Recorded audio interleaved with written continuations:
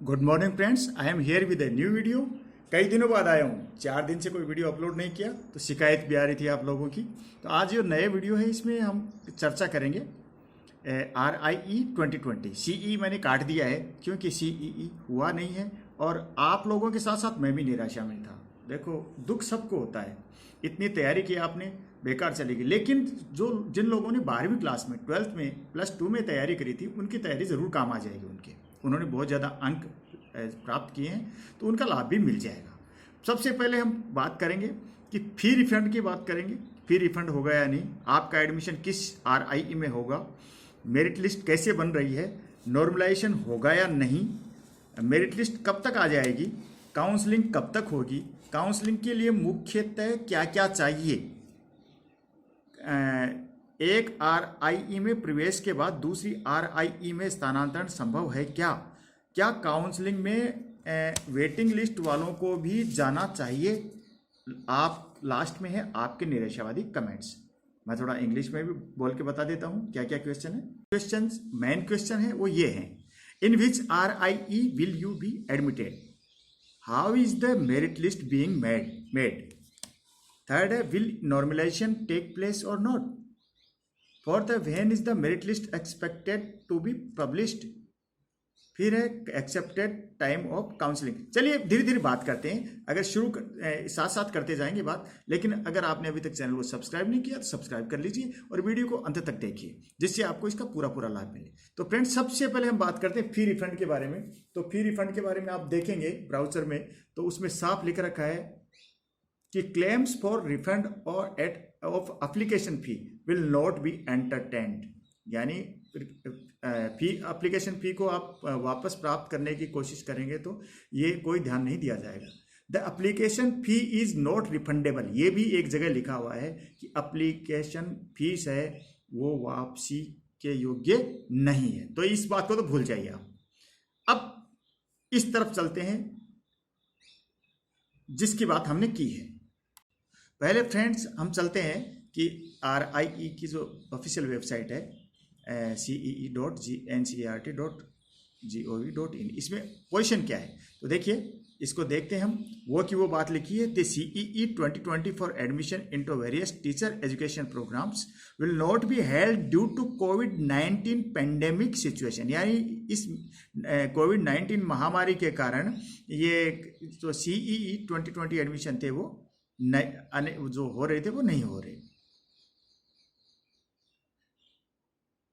The candidates will be selected on the basis of marks secured in the qualifying exams. जो अभ्यर्थी हैं वो कैसे सेलेक्ट किए जाएंगे, जो क्वालिफाइंग मार्क्स हैं उनके आधार पर। Candidates applied for B.Ed and M.Ed can update their qualifying exam marks and first week of October. B.Ed और M.Ed करने वाले हैं उनको अक्टूबर के पहले सप्ताह में अपने मार्क्स अपलोड करने हैं। चलिए आगे बढ़ते हैं। पहला एक क्वेश्चन है कि आपका एडमिशन किस RIE में होगा। तो फ्रेंड्स ये बता देता हूँ मैं, ये RIE फिक्स है अपने अपने हिसाब से।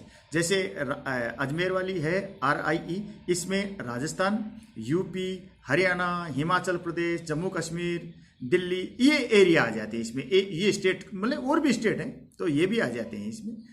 8 स्टेट हैं, एक चंडीगढ़ को करेंगे तो 9 हो जाएंगे।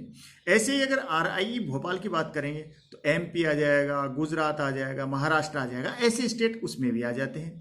भुवनेश्वर की बात करेंगे तो बिहार आ जाएगा, उड़ीसा आ जाएगा और पूर्व बंगाल आ जाएगा, पूर्वोत्तर के प्रांत भी उसमें आ जाते हैं। मैसूर में दक्षिणी भारत के आ जाते हैं और शिलोंग में पूर्वोत्तर के आ जाते हैं। इस तरीके से ये अपनी अपनी RIE है, आपको उसी में रेस्पेक्टेड RIE में ही आपका एडमिशन होगा जिससे आप संबंधित हैं। यानी आप राजस्थान के हैं तो आपका अजमेर में ही एडमिशन होगा, नहीं कि भोपाल भुवनेश्वर के लिए आप सोचते हो कि वहाँ अप्लाई करने से उसमें मेरिट अलग होगी, इसकी मेरिट अलग होगी तो वहाँ हो जाएगा या नो। अगर आप यूपी के हैं तो भी राजस्थान यहाँ अजमेर में होगा, जयपुर के हैं, राजस्थान के हैं तो भी आपका अजमेर में होगा। लेकिन अगर आप ग्वालियर के हैं, इंदौर के हैं तो आपका भोपाल में होगा, ठीक है। कोलकाता के हैं तो आपका भुवनेश्वर में होगा। समझ गए होंगे आप मेरी बात। चलिए अब आगे चलते हैं, मेरिट लिस्ट कैसे बन रही है। चलिए मेरिट लिस्ट की बात करते हैं। चलो मेरिट लिस्ट पर बात करने से पहले एक बार देख लेते हैं। यहाँ चौथे नंबर का ये जनरल इंफॉर्मेशन है, यहाँ लिखा हुआ the application fee is not refundable. तो आप समझ गए होंगे, ये सारी जानकारी आपने इसमें देख ली है। अब बताता हूँ मेरिट की। क्योंकि मेरे फ़ोन करने पर उन्होंने बताया था कि मेरिट लिस्ट कैसे बन रही है, नॉर्मलाइजेशन होगा या नहीं है, तो मैंने पहले बात कर ली कि नॉर्मलाइजेशन नहीं होगा। चलो इसको, ये जुड़ा हुआ क्वेश्चन था, मैं बता दें नॉर्मलाइजेशन नहीं होगा, जिसके जिस बोर्ड में जितने नंबर हैं वो वैसे के वैसे रहेंगे। अब मैं बताता हूँ आपको कैसे होगी। अगर आप BA BA B.Ed का कोर्स करना चाह रहे हैं तो आपकी जो मेरिट लिस्ट है, वो जो आपने पूरे मार्क्स प्राप्त किए हैं, आपने जैसे 400 नंबर लेकर आए हैं 500 में से, तो आपकी परसेंटेज कितनी हो गई? 80% हो गई। तो ये ऐसे मानी जाएगी, आपकी 80% मानी जाएगी, ठीक है। लेकिन जब BSc B.Ed की बात करेंगे अपन, BSc B.Ed, तो मैं आपको सीटें बता देता हूँ पहले। तो सीट हैं BA B.Ed की सीटें हैं अजमेर में 50, भुवनेश्वर में 50, भोपाल में 40, मैसूर में 40। और PCM ग्रुप की सीटें हैं अजमेर में 50, भुवनेश्वर में 50, भोपाल में 40 और मैसूर में आपकी 40 है। और CBZ ग्रुप है जो PCB है, ये सेम टू सेम है, अजमेर में 50, भुवनेश्वर में 50, भोपाल में 40 और मैसूर में 40। तो इसकी मेरिट कैसे बनेगी? BSc अगर आप जो PCM ग्रुप में जा रहे हैं तो इसकी मेरिट कैसे बनेगी? तो फ्रेंड्स, इसमें आपने +2 में यानी 12th क्लास में आपने जो अंक प्राप्त किए हैं, PCM के जो मार्क्स हैं, इसके जैसे PCM में का पेपर होगा 100 300 नंबर का पेपर हो गया, और आप लेकर आए हैं इसमें 200 और 50 या 270 नंबर लेकर आए हैं, या ठीक है ना। अब ये इसका परसेंटेज माना जाएगा, 300 में से आप 270 लेके आए हैं तो इसका परसेंटेज निकाला जाएगा। सेम टू सेम यहाँ जो CBZ ग्रुप है, CBZ ग्रुप में जाने के लिए आपको PCB या PC बायोटेक में कितने नंबर आए हैं आपके, ये देखना पड़ेगा। जैसे 100 300 हो गया, और इसमें से आपके कितने लेके आए आप, जैसे 250 लेके आए, 260 लेके आए, तो आप इसका परसेंटेज निकाल के और फिर वो मार्क्स आपके इस तरीके से मेरिट बनाई जाएगी। और कोई मेरिट का कोई फार्मूला नहीं है, ठीक है। क्लियर हुआ आपका? नॉर्मलाइजेशन होगा नहीं। मेरिट लिस्ट कब तक आ जाएगी? तो फ्रेंड्स, मैंने आपको पिछले वीडियो में कहा था कि मेरिट लिस्ट इस सितंबर के लास्ट में आ जाएगी, तो अभी तक ऐसी उम्मीद है कि इस सितंबर के लास्ट में आ जाएगी। काउंसलिंग कब तक होगी? When is the merit list accepted to be published? तो ये बता दिया मैंने, सितंबर के लास्ट में आ जाएगी। काउंसलिंग कब तक होगी? Expected time of counselling. तो फ्रेंड्स, ये जो मेरिट लिस्ट आ जाएगी, सबसे पहले BA B.Ed BSc B.Ed इनकी ही मेरिट लिस्ट आएगी, क्योंकि उनके तो B.Ed और M.Ed के तो मार्क्स हैं, वो कब चढ़ाने हैं? वो मार्क्स चढ़ाने हैं आपको अक्टूबर के फर्स्ट वीक में। तो ये RIE क्या करेगी? पहले ये मेरिट लिस्ट निकाल के इनकी काउंसलिंग कर लेगी। काउंसलिंग तो वैसे भी अलग अलग ही होती है, ठीक है, और सभी RIE की काउंसलिंग की डेट्स अलग अलग होती है, तो ऐसा मत सोचना सबकी एक साथ ही आएगी। तो इसका टाइम है, आप ये मान के चलो, आप ये जो आपका रिजल्ट आ जाएगा, इसके 10-12 दिन बाद आपकी काउंसलिंग हो जाएगी। तो काउंसलिंग के लिए मुख्यतः क्या क्या चाहिए? जनरल रिक्वायरमेंट्स फॉर काउंसलिंग, यानी क्या क्या चीज़ चाहिए। तो ये बात बताता हूँ आपको। TC चाहिए, कि मार्कशीट आपके पास होती है, ट्रांसफर सर्टिफिकेट चाहिएगा, आपका जो माइग्रेशन सर्टिफिकेट भी बन जाता है। अगर CBSE है या किसी बोर्ड से है तो आपको माइग्रेशन सर्टिफिकेट भी लेके जाना पड़ेगा, क्योंकि आप एक नई यूनिवर्सिटी में एडमिशन लेंगे तो माइग्रेशन सर्टिफिकेट भी चाहिएगा। और ये आपका डोमिसाइल सर्टिफिकेट है कि आप फलाने स्टेट से आप बिलोंग करते हैं, ये चीज़ बहुत ज़रूरी है। TC है, आपका ये डोमिसाइल सर्टिफिकेट है, मूल निवास प्रमाण पत्र, आपका ये माइग्रेशन सर्टिफिकेट जरूरी है, और एक कोर्ट से वो और बनेगा, आपका ये देना पड़ेगा कोर्ट से, या खुद आप अंडरटेकिंग दे सकते हैं रैगिंग के, एंटी रैगिंग कि मैं रैगिंग में शामिल नहीं रहूँगा, ऐसे नहीं करूँगा, नहीं तो मेरे को निकाल दिया जाए, ऐसी बात। तो ये आपको घोषणा करनी पड़ेगी। लेकिन जो जनरल रिक्वायरमेंट के जैसे आपको TC नहीं मिली या आपको माइग्रेशन सर्टिफिकेट नहीं मिला, कोई बात नहीं, आप काउंसलिंग में जरूर जाइए और वहां जाके बता दीजिए, अंडरटेकिंग दे दीजिए लिखित में कि मैं इतने दिन में जमा कर दूंगा, जमा नहीं कराऊं तो मेरा प्रवेश रद्द कर दिया जाए। तो आपको इसमें भी राहत मिल जाएगी, कोई दिक्कत वाली बात नहीं। एक RIE में प्रवेश के बाद दूसरी RIE में स्थानांतरण संभव है क्या? After admission is it possible to transfer from one RIE to another? Yes, it is possible. कैसे पॉसिबल है? कि अगर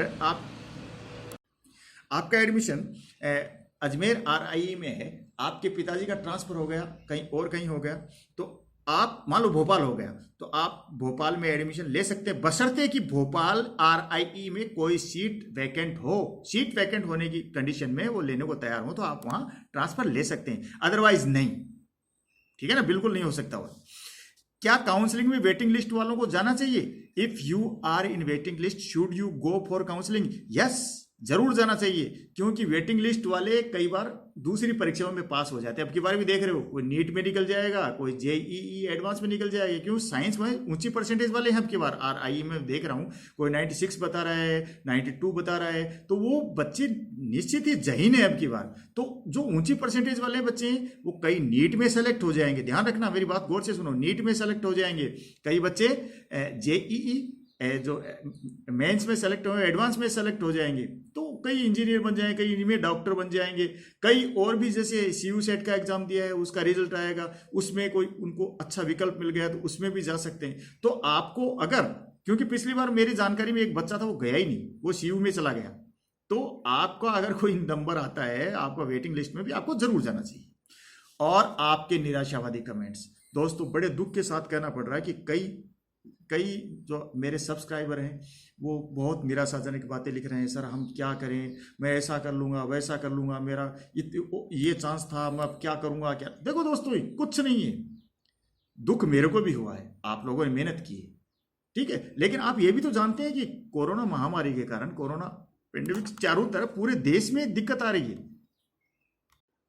लेकिन एग्जाम सब हुए, JEE हुआ, नीट हुआ, UGC के एग्जाम हो रहे हैं, CU के एग्जाम हुए, तो मेरे को ऐसा लगा कि ये थोड़ा सा अन्याय हो गया आप लोगों के साथ। लेकिन हो गया तो हो गया भैया, उन लोगों को जिन्होंने 12वीं में अच्छे अंक प्राप्त किए थे उनको थोड़ा मौका मिल गया। कभी कभी उनको भी मौका, उन्होंने भी मेहनत तो की है ना, उन्होंने मेहनत की है, आपने मेहनत की है, आपकी मेहनत बेकार बिल्कुल नहीं जाएगी।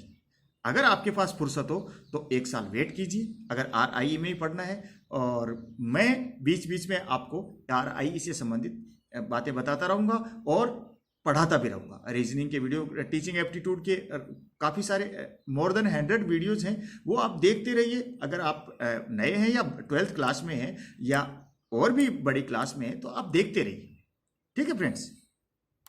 आप ये निराशावादी कमेंट नहीं करें, ये कर लूँगा वो, ऐसा मत करो, क्योंकि ज़िंदगी भगवान की देन है, हमें इसको खोने का कोई हक नहीं है। और ये ऐसी बात करना, ये कायरों का काम है, हम कायर थोड़ी हैं कोई। आगे पढ़ेंगे, आगे बढ़ेंगे। आजकल तो आप लोग फेल ही नहीं होते, हमारे ज़माने में तो 2-2, 3-3 साल फेल हो जाते थे लोग, बच्चे, और दुख तो उनको भी होता होगा। अब आप इस ज़माने में कोई फेल होता ही नहीं है, कोई इक्का दुक्का फेल होता है। इतने पढ़ाई की तरफ सारे आग्रह करके जुटे रहते हैं, पढ़ाई की तरफ लगे रहते हैं, तो आप भी मेहनत करते रहिए, आपको मेहनत का फल जरूर मिलेगा। लेकिन आप निराशावादी कमेंट नहीं करें, आप कर सकते हैं, कोई भी एग्जाम तोड़ सकते हैं। RIE CU, आपको कहीं भी नंबर आए, आपको फुर्सत नहीं हो तो आप कहीं एडमिशन ले लीजिए। अगर फुर्सत है आपके पास तो फिर आराम से मस्ती से 1 साल का ब्रेक भी ले सकते हैं। मैंने ब्रेक लेते देखा है साहब, मेरे बच्चे ने लिया है। आप निश्चिंत रहिए किसी बात से, अगर नहीं लेना है तो जाइए किसी में भी एडमिशन ले लीजिए, कोई बात नहीं, क्या हो गया।